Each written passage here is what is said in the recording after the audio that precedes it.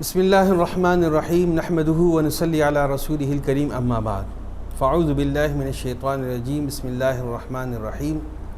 موجودہ حالات کے اعتبار سے عام طور پر لوگ ہم سے پوچھتے ہیں کہ روزے کی حالت میں آیا ہم خون وغیرہ کا ٹیسٹ کروا سکتے ہیں نہیں کرا سکتے ہیں؟ اس بارے میں سمجھ لیں۔ دیکھیں، خون نکلنے سے روزہ نہیں ٹوٹتا، چاہے وہ زخم کے ذریعے سے ہو یا سرنج وغیرہ کے ذریعے سے، انجیکشن کے ذریعے سے نکالا جائے تو روزہ اس سے نہیں ٹوٹتا۔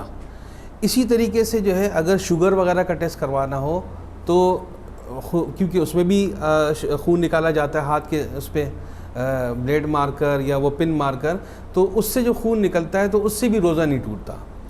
تو لہٰذا روزے کی حالت کے اندر کسی بھی قسم کا کوئی ٹیسٹ ہو جو بلڈ ٹیسٹ ہو، چاہے وہ شوگر کا ہو یا اس کے علاوہ کوئی اور ٹیسٹ ہو، تو کسی بھی ٹیسٹ کرانے سے روزہ نہیں ٹوٹتا۔ اور اگر کوئی زخم وغیرہ لگ جائے اور جس کی وجہ سے جو ہے وہ ہاتھ وغیرہ سے خون نکل جائے یا جسم کے کسی حصے سے خون نکل جائے تو اس سے بھی روزہ نہیں ٹوٹتا۔ جزاکم اللہ خیر۔ السلام علیکم ورحمۃ اللہ وبرکاتہ۔